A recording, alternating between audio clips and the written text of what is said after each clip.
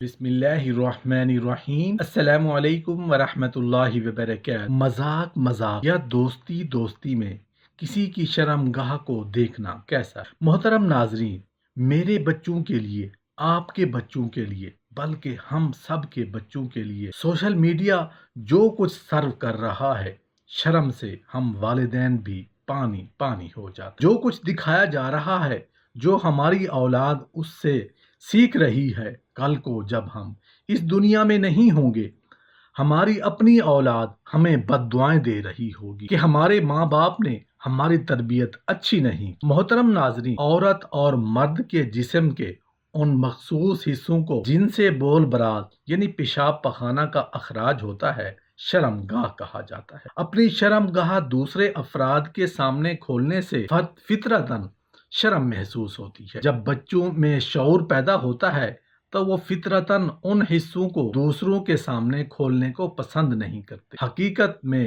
جسم کے یہ حصے چھپانے ہی کے لیے ہیں۔ ان کا چھپانا انسان کی فطرت میں شامل ہے۔ جب آدم علیہ السلام اور حضرت حوا علیہ السلام کے جنت کے کپڑے اتار دیے گئے تو انہوں نے فوراً ان حصوں کو جنت کے درخت کے پتوں سے ڈھانکا، حالانکہ ایسا معلوم ہوتا ہے کہ اس وقت تک ان کو چھپانے کی تعلیم نہیں دی گئی۔ یہ شرم و حیا انسان کی فطرت میں اللہ تعالیٰ نے ودیت کر دی ہے۔ حضرت ابو سعید خدری رضی اللہ عنہ سے روایت ہے کہ رسول اللہ صلی اللہ علیہ وآلہ وسلم نے ارشاد فرمایا کہ کوئی مرد کسی مرد کی شرم گاہ کو نہ دیکھے، اور نہ کوئی عورت کسی عورت کی شرم گاہ کو دیکھے، اور نہ ننگے ہو کر دو مرد ایک کپڑے میں لیٹیں، اور نہ دو عورتیں ایک کپڑے میں ننگی ہو کر لیٹیں۔ اس حدیث سے معلوم ہوا کہ جس طرح عورت کا مرد سے پردہ ہے، اسی طرح عورت کا عورت سے اور مرد کا مرد سے بھی پردہ ہے، لیکن پردوں میں تفصیل ہے۔ ناف سے گھٹنوں کے ختم ہونے تک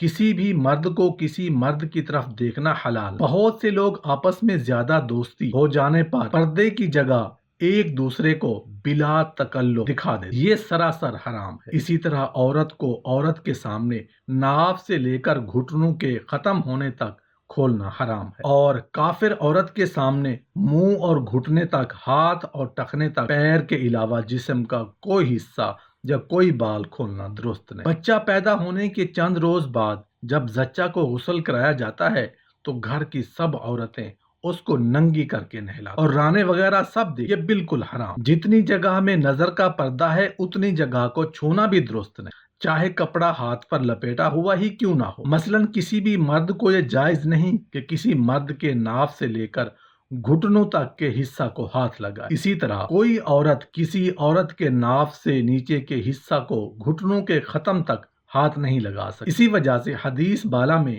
دو مردوں کو ایک کپڑے میں ننگے ہو کر لیٹنے کی ممانعت فرمائی ہے، اور یہی ممانعت عورتوں کے لیے بھی ہے، یعنی دو عورتیں ایک کپڑے میں ننگی ہو کر نہ لیٹیں۔ محترم ناظرین، جس طرح بھوک پیاس انسانی فطری تقاضا ہے، اسی طرح جنسی لذت بھی ایک فطری تقاضا ہے۔ جس طرح بھوک ختم کرنے اور پیاس بجھانے کے لیے اللہ تعالیٰ نے انسان کو آزاد نہیں چھوڑا، حلال و حرام سے خبردار کیا، اسی طرح جنسی معاملے میں بھی آزاد نہیں چھوڑا۔ اس کے لیے بس دو ہی ذریعے ہیں، ایک بیوی اور دوسری کنی، باقی سب حد سے تجاوز ہے اور اللہ تعالیٰ کی نافرمانی ہے، اور جو معاملہ سنت و بدعت کے مابین متردد ہے اسے بھی چھوڑ دیا جائے۔ اپنی نگاہوں کو نیچا رکھو، کیونکہ نظر بازی ہی زنا کا پیش خیمہ بنتی ہے۔ اسی طرح اجنبی عورت سے تنہائی میں بیٹھنے، عورت کا اکیلے سفر کرنے، خوشبو لگا کر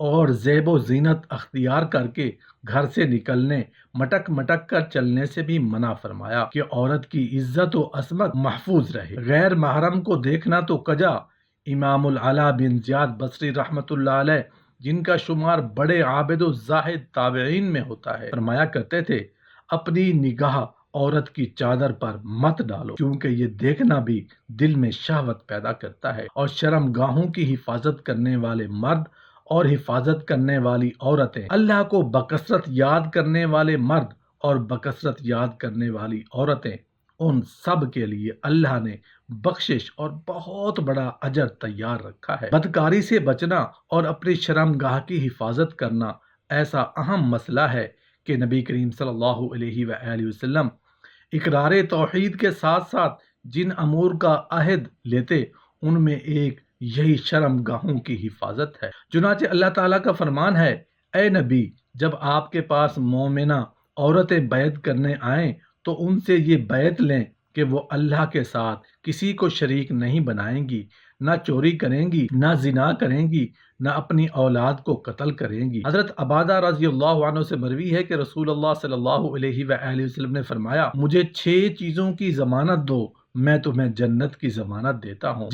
جب بات کرو تو سچ کہو، جب وعدہ کرو تو پورا کرو، جب امین بنائے جاؤ تو امانت کو ادا کرو، اپنے شرم گاہوں کی حفاظت کرو، اپنی آنکھوں کو نیچا رکھو اور اپنے ہاتھوں کو کسی کو تکلیف دینے سے روکے رکھو۔ حضرت سہل رضی اللہ عنہ سے روایت ہے کہ رسول اللہ صلی اللہ علیہ وآلہ وسلم نے فرمایا، جو مجھے اس کی جو 2 جبڑوں کے مابین زبان اور جو 2 ٹانگوں کے درمیان شرم گاہ کی ضمانت دیتا ہے، میں اسے جنت کی ضمانت دیتا ہوں۔